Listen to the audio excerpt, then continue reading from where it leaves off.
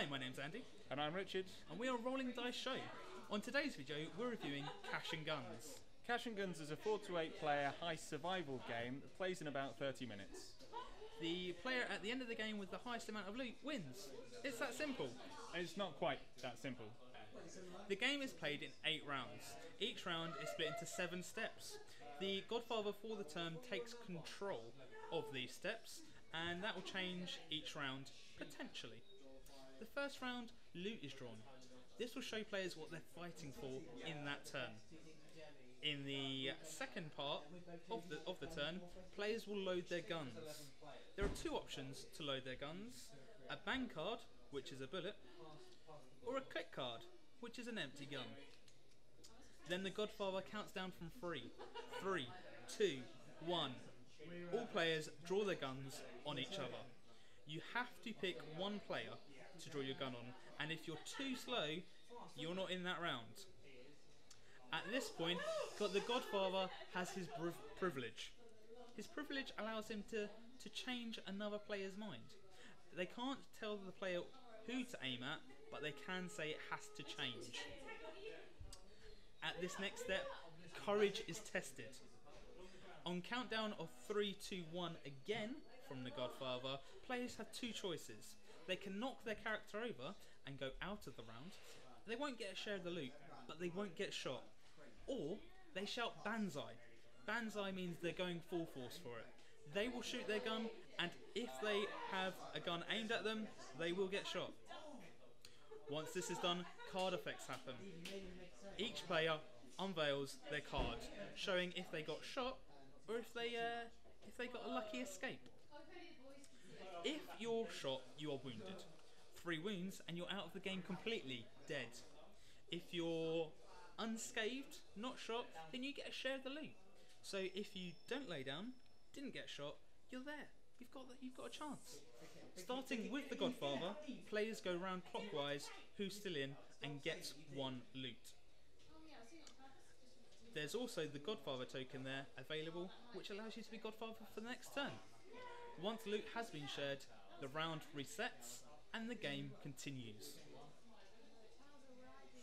So, Andy, what did you think about the game?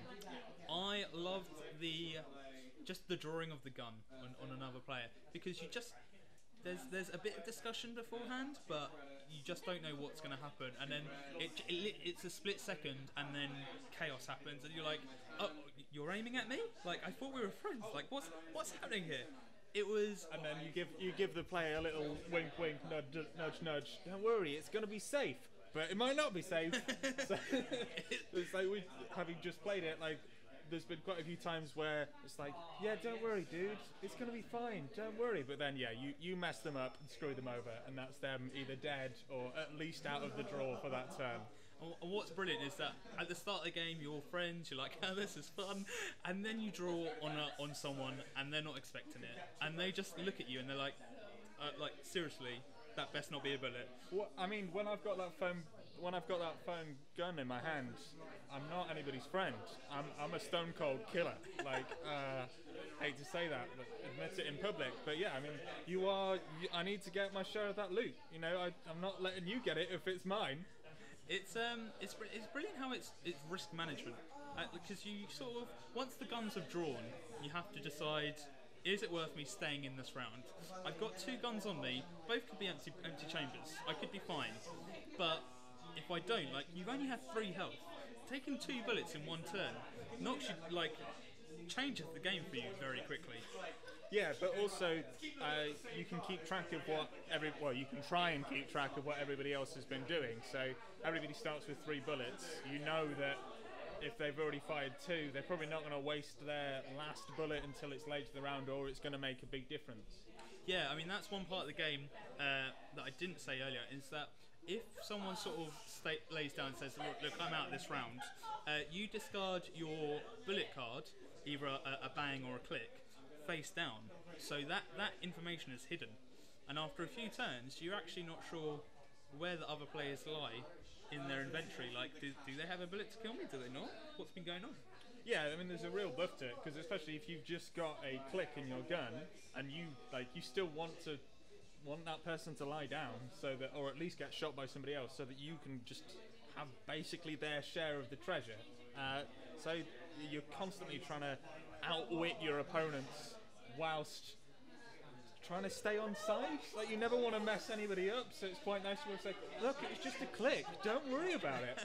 But you know, you never want to put that across too much, because somebody will just gang up on you. And as soon as somebody sees that you have more treasure than anybody else, maybe you've been picking all the paintings, maybe you've got all the diamonds, then yeah, everybody's going to be focused on you, and you're not going to be around for much longer.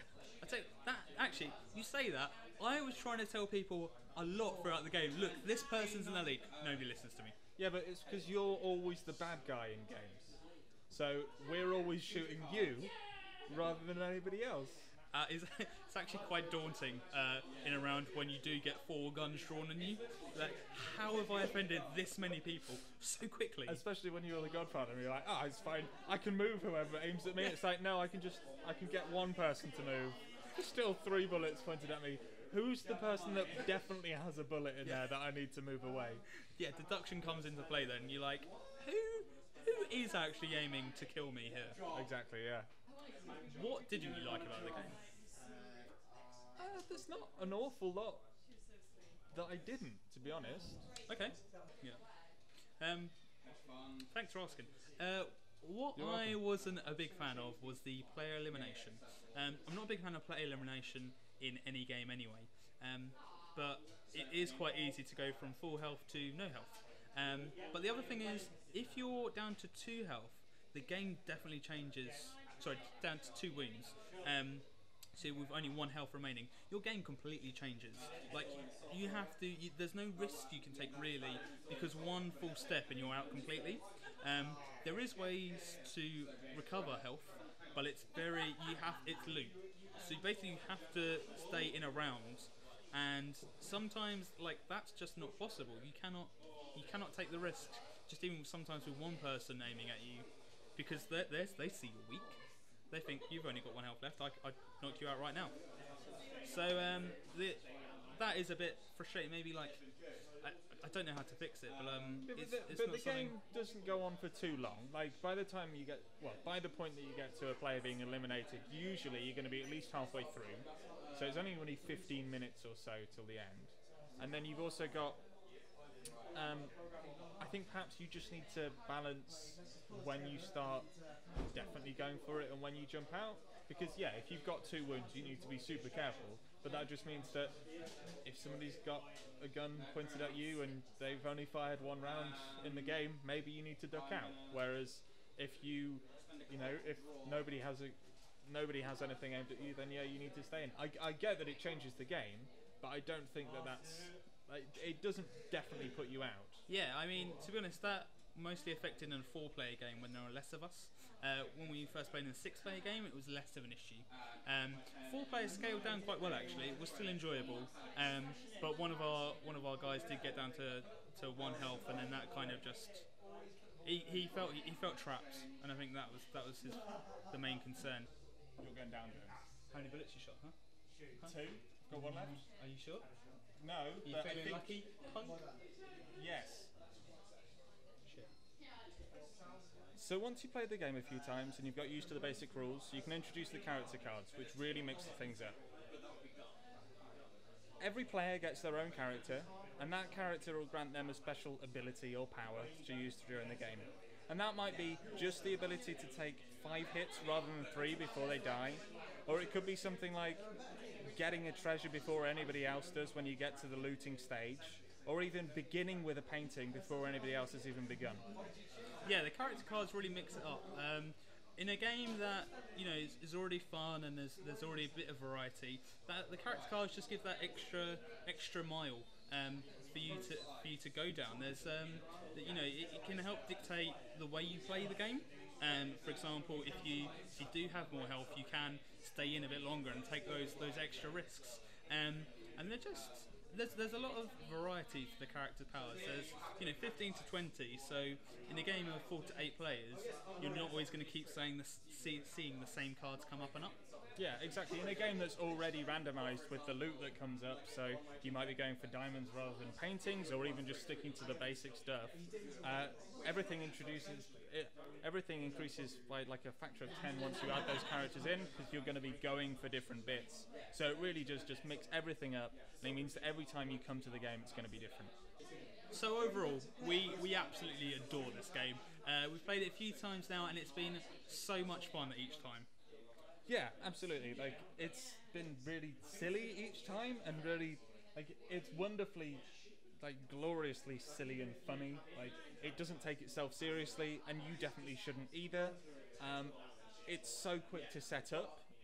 Like, if you're trying to introduce somebody that's not used to board games, or has perhaps decided that they're not a fan, this would be really good to sort of help draw them back in, because it's so quick to set up. You can get it on the table before they've even noticed, and then once it's there, like, it's 0 to fun so quick, because as soon as you've got a gun held up to your face, you start trying to defend yourself, and you start like saying, "Oh no, but like him this time, please, not me, please him."